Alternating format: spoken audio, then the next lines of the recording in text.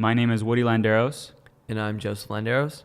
You're listening to the Landeros Brothers, where we talk about... Communication through art. I like how it sounds all structured. Yeah. Let's roll to the Well, intro. you're supposed to say, just roll the intro. All right. Okay, let's do it.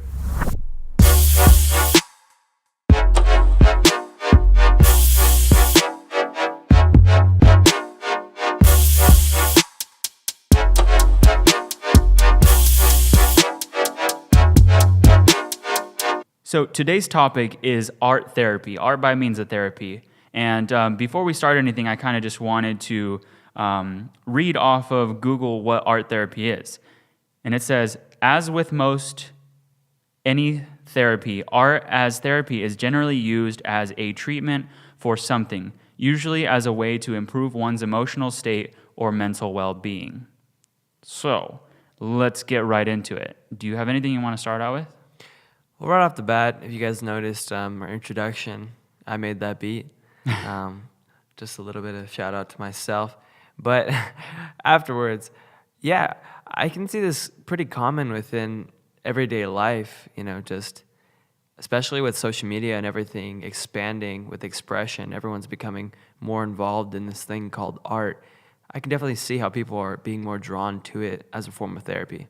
Yeah, I think one thing that comes to mind when you're saying that is that, like, with social media and stuff, you now have like an audience to present to, because like back then, it was like you would make your art piece and you would really have to have like a gallery of some sort, or you would have to have a theater or a coliseum to be able to present something. But now it's like your coliseum or your theater, like that is Instagram and that is Facebook, or it's your website or whatever you're doing online in the digital space. So like in connection with art therapy, it's just really cool to be able to like, it's the creating of the art is therapeutic, but then the like, I guess the presentation of it is like really satisfying to me. Now, just like kind of like as a disclaimer out there, I'm not really like any like trained in this. We don't have any facts. We're just opinions. We're talking about this, and we really just want to be able to express ourselves like in another art form, which is audio. And just have like an open conversation. Right. So, yeah. Well, to add on to that, I think with artists in the past, say like Jean-Michel Basquiat, who happened to die from, I believe, heroin overdose, there's like a lot of different stresses that came with his whole life. However, he was still able to express himself through his forms of abstract paintings. In New York or just in the East Coast. And he's highly coveted for the art that he presented while he was on this earth. And now we have this idea that although he passed, his artwork is now of high appreciation and is sold for millions of dollars. So with something like that, where no one really could expect that he would pass away from such a tragedy, it's just really proof towards this whole idea that we can recover ourselves or maybe work on ourselves by presenting rather than suppressing and holding back what we feel. Yeah, and like just socialization in general is like extremely therapeutic for like anything you're trying to do in life. So whenever your way of communication or like the way that you socialize is through art, obviously it's a way of therapy. So like for me, when I was first going to school, like my way of communication was like literally creating art pieces and showing it to my friends and then being like, do you want to be my friend? It just like that was my only way of doing it, because the other way it was like, it was, I mean, I don't want to get into like race or anything like that, but it was like an all-white, Christian school, and I was a Hispanic, grew up in a Catholic family.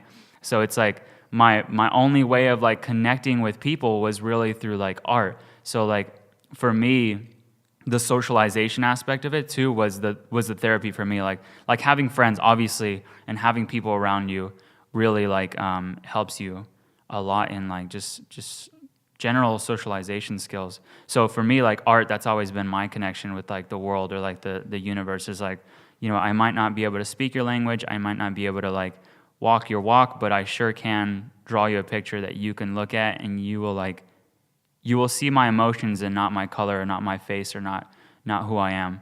A lot of times I see online where they say that they present their web designer, they present their portfolio, and then when they meet, they see like, I wasn't expecting that. But that's because like you can really showcase who you are through your art, and then you can really dial it down to say we're all really alike.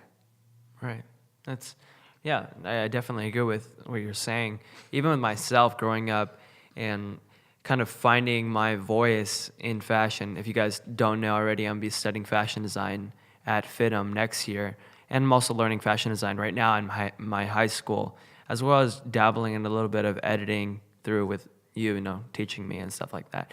But I guess those are sort of my credentials. But as far as from a personal stance, growing up like in middle school, being this Hispanic kid in a predominantly white area, and being into sports, but not necessarily being that educated on all of their sports other than boxing that I was involved in, it was kind of hard to relate to certain people.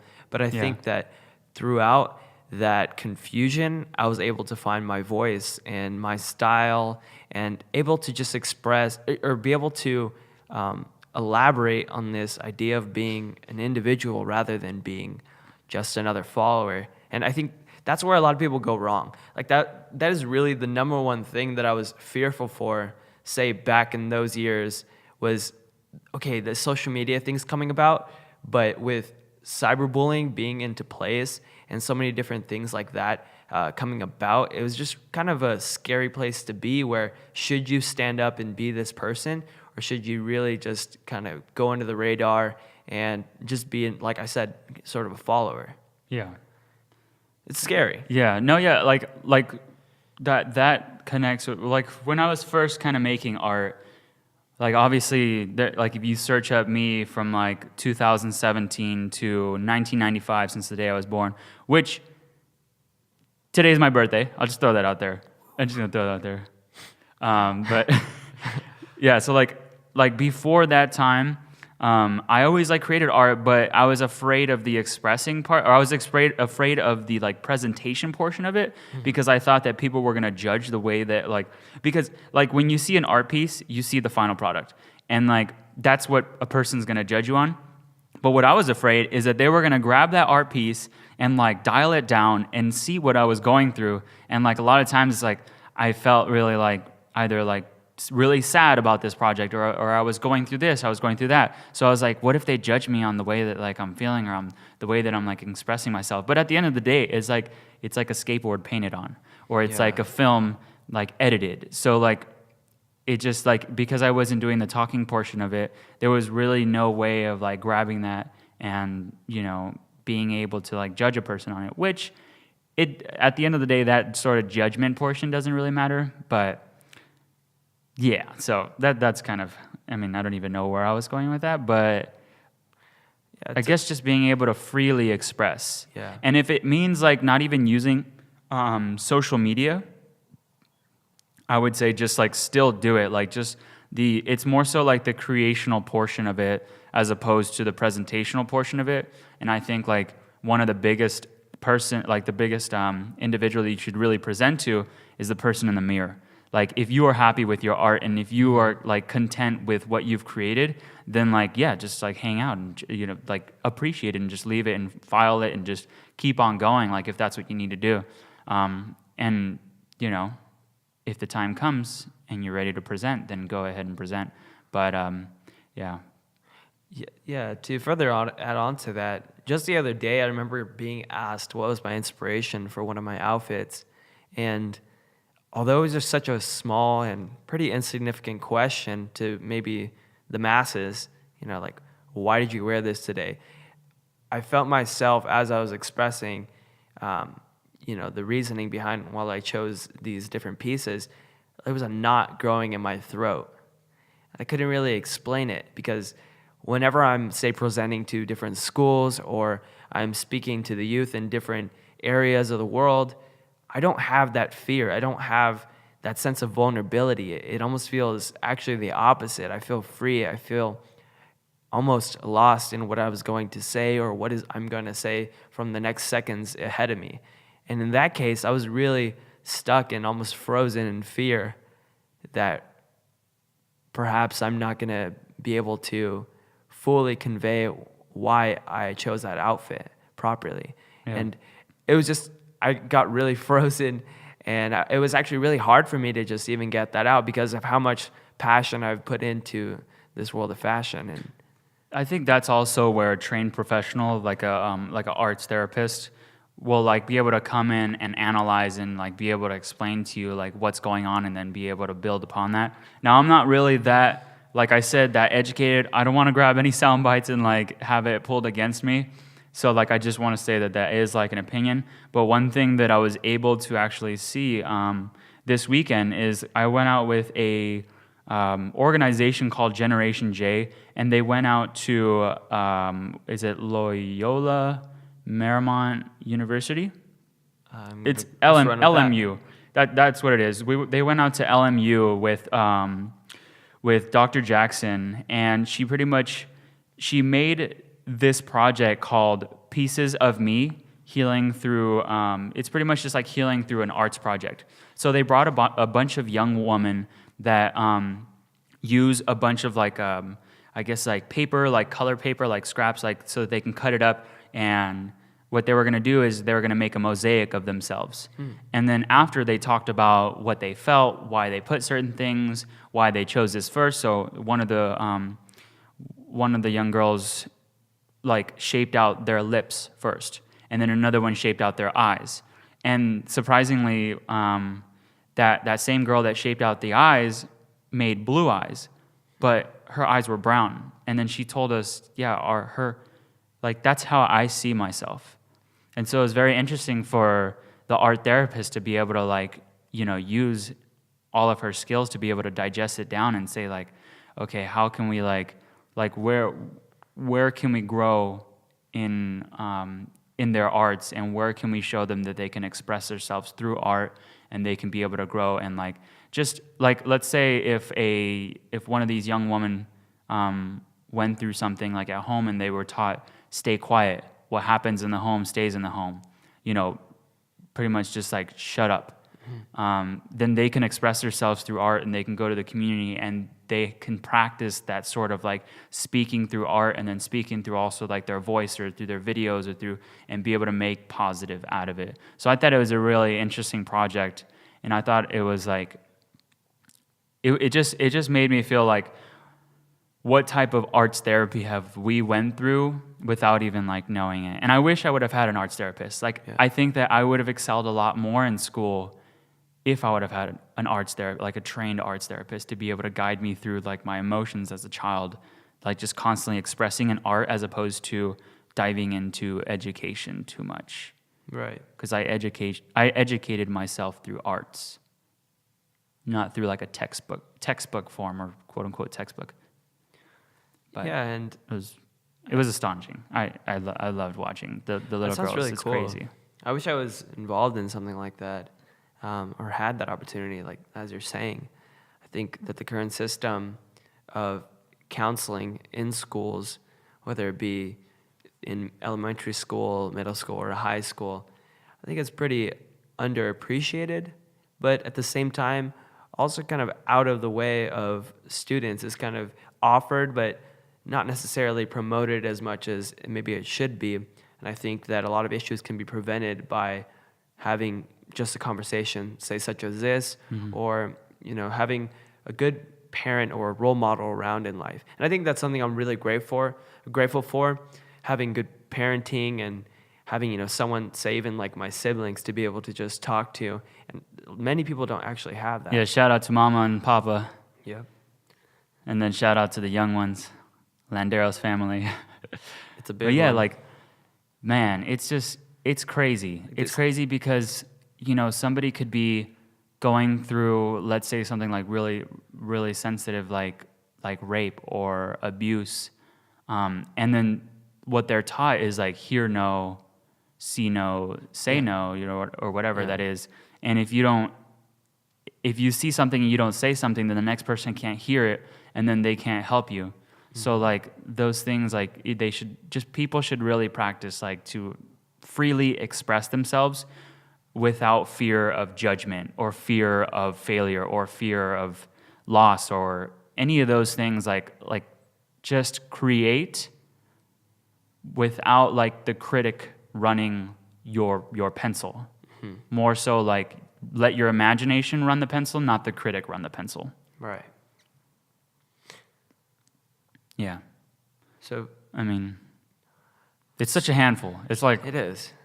it's such a broad topic. It reminds me of this study in which we read about in my psychology class, my advanced placement psychology class last year, that spoke about how they did a test. All right, so they happen to have, say, a study group of 100 children. I'm just gonna make this up at the point because it's not these small things that matter. It's what they were studying. Essentially, what they did is they said this big group of kids, right?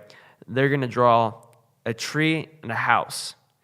Now, some drew naked trees, meaning with no leaves. Some drew palm trees. Some drew big sequoia trees. There was a bunch of different things, but what was a constant theme, oh, and also draw your family along with it, was the separation or the inclusion of the child with their parents. Sometimes they showed the child along with his brother or sister, and then the parents in a whole different area. Say the kids are where the tree is at, and the parents are where the house is at. Now, what that would sort of imply, this is not really a specific situation, but let's just generalize it, is that the children feel as if they're growing in an entirely different world or entirely different rate than the parents, and the parents are home while they don't have much involvement with those children. So there's a bit of attachment issues going on in that situation where that child, although they didn't plan it, just simply drew just a sketch, and someone can psychoanalyze that and pull different things from that. I think that's really fascinating because it sort of shows you what you do unintentionally or without even realizing. Yeah. Or sometimes intentionally with a cry to help. Mm-hmm. So like I made an art piece in, I think it was junior year, so which was 2012. Mm-hmm. I made an art piece with a bunch of numbers in the background of this like character that I drew, which was a self-portrait in a sort of like animated cartoon form. So the numbers in the background, each of those numbers, I drew out maybe like 300 or 400 numbers in the background, and each of those numbers meant something. So the art piece took me about 6 months to make. So I met different people. They gave me their phone number. If that like was pushing the story forward, I put their phone number in there. But it was not like there was no dashes. It was just numbers, just in a line, from left to right, top to bottom. And then the year had passed, so then I put 2012 in there. And then room numbers where I was feeling certain emotions. And then one of my teachers had yelled at me, and she had a name tag that had a number. I wrote those things down, and they were all going towards like just people and society, just like all these different things, sort of like in an artistic form, turning it more into a numerical code of just like a feeling. So a feeling was a numerical code to me. So like all that stuff, I had that piece inside of the library displayed, and nobody knows what it meant in that entire year. People just saw, this is a cool character. It must have taken him a long time to write those numbers. Do any of those mean anything? I have there was so many different things put into it. And then now whenever I look back at the art piece, it does serve as like, I remember like which numbers mean certain things to me. And so like that art piece for me, it'll bring back that sort of emotion, but maybe a handful, like 5-6 people saw it. Mm-hmm. But I feel like it was a coliseum of individuals seeing it. Wow. So like that, it's just, You just mapped out all that you felt. Yeah. Just silence. Sometimes you really have to just take things in. Yeah. Sort of breathe. Step back. Well, like that's I feel like that's very important in the middle of the process too. We're kind of jumping around everywhere, but that's like, we'll just talk about that for a second. Like just stepping back and just looking at an art piece while you're doing it, like in the process. before you do it, in the process, and then after you do it, and then when you present it, and then watching people see it, like always stepping back, because like too many times I will, create an art piece, and then I'll present it to someone with an emotion that I already want them to feel, and then I'll just kind of push that emotion, since I'm already like naturally sort of like a sales, because like I did real estate and all that stuff, so I'll just be like, you feel this, right? Da da da. Like, but it serves me best when I step back and I just watch them observe it. So yeah, but I think also what should be taken from all of this is the impact in which is to be made in life altogether. People such as architects, designers, say for technology, different things in which contribute to the world. These things will never be forgotten and will never be deleted. Especially going back to the world of the internet, everything's being documented. So I think what is at stake is everyone becoming a little bit more cold and a little bit more, how do I say, removed. Disconnected and removed from their own selves, and not being able to offer the world, or not allowing themselves to give what they have, because everyone has something. It's just how they present it and how much confidence they happen to have, say, in what they're doing. What I want to see in the world is more companies like Generation J coming into the schooling environment and pulling kids out of like the classical, right? You can just search online, how do you feel about school? You'll go through articles and articles and articles about, different people like disagreeing with what's going on. But what I like, not necessarily disagree with, but what I wish they paid more attention to is like the arts. So like I like how Generation J pulled these kids out of school just like on a random day, and then they brought them to the university to learn about art and the way that you can use it to express, and the way that you can express your voice, especially like as a young female black woman.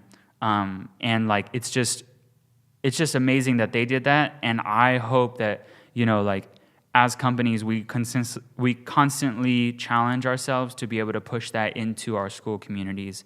Like I know there's art schools, and I know there's like schools where they focus more on that sort of topic, but I just wish it was more incorporated in our like regular just public schools, because now it's like you're a quote unquote just like that sort of stereotypical artist, and it's like he just like, it just turns into like you just go and you just make art, and like that's not necessarily true. Like everybody like just their existence is like art in itself. So like I feel like schools should incorporate art not as a separate entity, but more so like incorporating it in history. So history, like art, like those things should be in the same class. Science and like the art of science, like connecting it. Math and the connection of art, and then also film, everything else, sports, the arts of it, the craftsmanship of the football, the boxing glove, like all that stuff. Like it should be incorporated into it, because it really is incorporated into like every days of our lives. Like our spending habits, like a lot of it is like marketing and advertising, like with the arts, and like being able to like either manipulate or change a person's mind or persuade them to do A, B, or C. So like we should be self-aware of like those things. Mm-hmm. Yeah. And going back to the whole public school thing, I feel that things such as, say, the women's suffrage movements, or the African American movements, or even slavery in general, about 2 units or 2 chapters are covered over that subject matter. And I took, this is my senior year in high school, and it seems almost shied over with. And I feel as if they didn't really have enough documentation at the time, or maybe they do, but it's just not expressed in public school of those different hardships and what came about from them. Say someone like Margaret Keane, in which she was practically held hostage by her husband and had to paint different paintings for him to present as his own and get profits from and get recognition from. It really just shows as to how far we've came as a society and how far we've came as far as That's this whole crazy. scale of equality goes. Yeah, That's I crazy. keep trying What to, is that, Margaret? Margaret Keane. I keep trying to get you to watch the movie. I just- It's called Big Eyes. It's on Netflix. I'm always I editing, recommend man. it to everyone. I actually watched it in my psychology class, oddly enough. I need to take a Ironically moment enough. to like digest other people's art because I'm always just like creating, and like just whenever I see something, I'm like, okay, what am I gonna get out of it? I'm a very selfish individual when it comes down to like digesting art because I'm like, how is it gonna influence me? How is it gonna persuade me to change like whatever I'm making right now? I need to be in the zone to create like my own stuff. So like sometimes I'll shy away from like seeing certain things or just. Yeah, I need to change that up because I didn't even know Margaret Keane. Yes. I'm gonna search her up today, and this probably is really embarrassing for me because a lot of people will probably do know about Margaret Keane, and like that's like a prime example of like what I'm talking about with like the school system. Like that is history, and we also have art incorporation into it, and it just shouldn't be like I'm a sports guy, I'm an arts guy, I'm a business guy. Like we need to have the fundamentals of art and business implemented into everything. Like as a let's say like as a like okay, give me like a sport like tennis. Okay. The art of tennis and the business of tennis is going to determine like how successful you are in tennis. Mm-hmm. You know what I mean? But we train just to like learn the sport. Yeah. So like they should understand like the craftsmanship that went into the entire sport. They should understand the history and the art of everything that was going on with it. And they should understand business, which I know this is not a business podcast, but they should understand business in order to be able to land certain contracts. And then when they're being advertised, they should understand how that art is being projected and how it's being received so that they can further themselves in any career. You can literally give me any career and you need art and you need business. I don't care what you say. Even somebody that's like in tech, there's an art to it. Like there's a business to it. So like, yeah, just connecting those things. Because we just shoot kids out of these school systems and it's like, you need to know these things, but we didn't teach you, or you didn't pay attention because it wasn't like expressed in that way. It was more so like you know, like, because so for me, I feel like language arts, like it was never art for me because like I just took it as like a task, write the paper and finish it. But I wish that somebody would have expressed it and was able to, I guess like articulate the complexity of it and be able to like break it down for me and say, this is an art. This is an art form that you should be able to like communicate your words through. And like, that's not how it was explained to me. How it was explained to me is you need to finish this task. It needs to be 5 pages long. And if you mess up, you fail. Like it should have been, this is an art form, express yourself, fail more. I want you to get an F because you tried something different. And let's grow. But that's not what was being told to me. Now, I don't know if it was being probably some other like better teachers than I had, I guess, did it. But I sure didn't think that literature was an art. And I know that it is an art now, but like now I'm barely appreciating it and trying to type and trying to do these different things. I'm even like using my, like I haven't used Word documents like so many times. Like this year has been more probably than my entire life because now I'm like, I need to learn it. I need to understand it because I digest things in art. So like, that's the only way that I'm going to be able to learn. Right. So yesterday we spoke about how if we're going to be speaking about a certain subject matter and say we have 2 different beliefs, we don't want to talk at each other. Yeah. What we want to focus on is speaking about a subject matter from a different angle, almost horizontally, instead of vertically across the table. It's not an argument, it's a discussion. Exactly.